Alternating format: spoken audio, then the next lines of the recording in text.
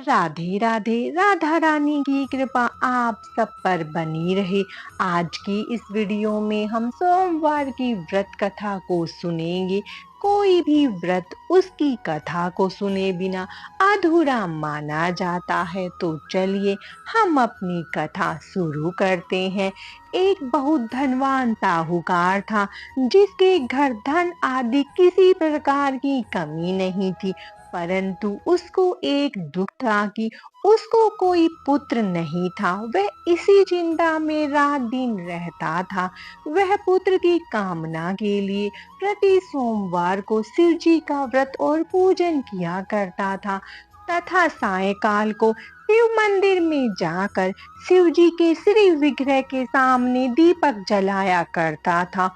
उसके इस भक्ति भाव को देखकर एक समय श्री पार्वती जी ने शिव जी महाराज से कहा कि महाराज, यह साहूकार आपका अनन्य भक्त है और सदैव आपका व्रत और पूजन बड़ी श्रद्धा से करता है।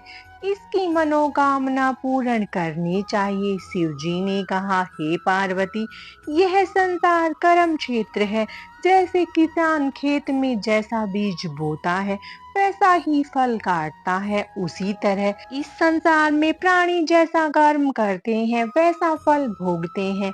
पार्वती जी ने अत्यंत आग्रह से कहा, महाराज, जब यह आपका अनन्य भक्त है और इसको किसी प्रकार का दुख है तो उसको अवश्य दूर करना चाहिए, क्योंकि आप सदैव अपने भक्तों पर दयालु होते हैं और उनके दुखों को दूर करते हैं। यदि आप ऐसा नहीं करोगे तो मनुष्य आपकी सेवा तथा व्रत क्यों करेंगे।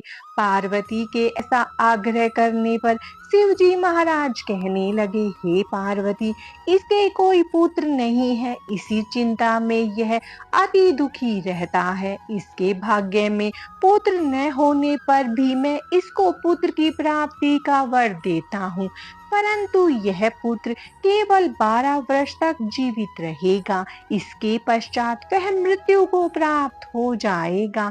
इससे अधिक मैं और कुछ इसके लिए नहीं कर सकता। यह सब बातें साहूकार सुन रहा था। इससे उसको न तो कुछ प्रसन्नता हुई न ही कुछ दुख हुआ। वह पहले जैसा ही शिव जी महाराज का व्रत और पूजन करता रहा।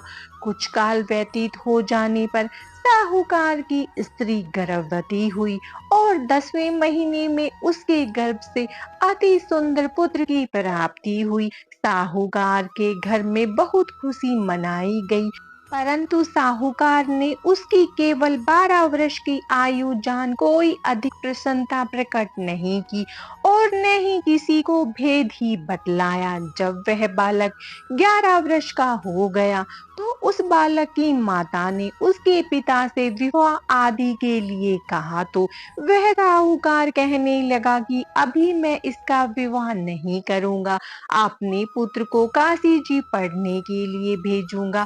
फिर साहूकार ने अपने साले अर्थात बालक के मामा को बुला उसको बहुत सा धन देकर कहा, तुम इस बालक को काशी जी पढ़ने के लिए ले जाओ और रास्ते में जिस स्थान पर भी जाओ यज्ञ करते और ब्राह्मणों को भोजन कराते जाओ। वह दोनों मामा भांजे यज्ञ कराते और ब्राह्मणों को भोजन कराते जा रहे थे। रास्ते में उनको एक शहर पड़ा। उस शहर में राजा की कन्या का विवाह था और दूसरे राजा का लड़का जो विवाह कराने के लिए बारात लेकर आया था वह एक आंख से काना था। उसके पिता को इस बात की बड़ी चिंता थी कि कहीं वर को देख कन्या के माता पिता विवाह में किसी प्रकार की अड़चन पैदा न कर दे। इस कारण जब उसने अति सुंदर सेठ के लड़के को देखा तो उसने मन में विचार किया कि क्यों न दरवाजे के समय लड़के से वर का काम चलाया जाए। ऐसा विचार करके वर के पिता ने उस लड़के और मामा से बात की तो वे राजी हो गए। फिर उस लड़के को वर के कपड़े पहना तथा घोड़ी पर चढ़ा दरवाजे पर ले गए और सब कार्य प्रसन्नता से पूर्ण हो गया। फिर वर के पिता ने सोचा कि यदि विवाह कार्य भी इसी लड़के से करा लिया जाए तो क्या बुरा ही है। ऐसा विचार कर लड़के और उसके मामा से कहा, यदि आप फेरों का और कन्यादान के काम को भी करा दे तो आपकी बड़ी कृपा होगी। मैं इसके बदले में आपको बहुत कुछ धन दूंगा।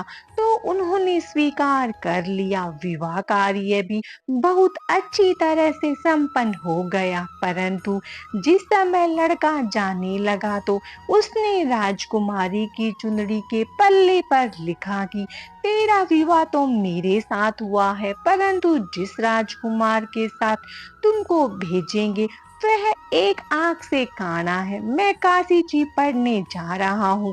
लड़के के जाने के पश्चात राजकुमारी ने जब अपनी चुन्नी पर ऐसा लिखा पाया तो उसने राजकुमार के साथ जाने से मना कर दिया और कहा कि यह मेरा पति नहीं है, मेरा विवाह इसके साथ नहीं हुआ, वह तो काशी जी पढ़ने गया है।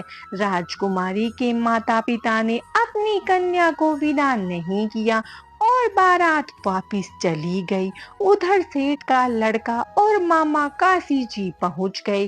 वहां जाकर उन्होंने यज्ञ करना और ने पढ़ना शुरू कर दिया। जब लड़के की आयु 12 साल की हो गई, उस दिन उन्होंने यज्ञ रचा रखा था कि लड़के ने अपने मामा से कहा, मामा जी आज मेरी तबीयत ठीक नहीं है। मामा ने कहा, अंदर जाकर सो जाओ। लड़का अंदर जाकर सो गया और थोड़ी देर में उसके प्राण निकल गए। जब उसके मामा ने आकर देखा तो वह मुर्दा पड़ा है तो उसको बड़ा दुख हुआ और उसने सोचा कि मैं अभी रोना पीटना मचा दूंगा तो यज्ञ का कार्य अधूरा रह जाएगा। अतः उसने जल्दी से यज्ञ का कार्य समाप्त कर ब्राह्मणों के जाने के बाद रोना पीटना आरंभ कर दिया। संयोगवश उसी समय शिव पार्वती जी उधर से जा रहे थे। जब उन्होंने जोर जोर से रोने की आवाज सुनी तो पार्वती जी कहने लगी, महाराज कोई दुखिया रो रहा है, इसके कष्ट दूर करो। जब शिव पार्वती ने पास जाकर देखा तो वहां एक लड़का मुर्दा पड़ा है। पार्वती जी कहने लगी, महाराज यह तो उसी सेठ का लड़का है जो आपके वरदान से हुआ था। शिव जी कहने लगे, हे पार्वती इसकी आयु इतनी थी सो भोग चुका है। तब पार्वती ने कहा, हे महाराज इस बालक को और आयु दो, नहीं तो इसके माता पिता तड़प तड़प कर मर जाएंगे। पार्वती जी के बार बार आग्रह करने पर शिव जी ने उसको जीवन वरदान दिया और शिव जी महाराज की कृपा से लड़का जीवित हो गया। शिव पार्वती कैलाश चले गए। वह लड़का और मामा उसी प्रकार यज्ञ करते तथा ब्राह्मणों को भोजन कराते अपने घर की ओर चल पड़े। रास्ते में उसी शहर में आए जहां उसका विवाह हुआ था।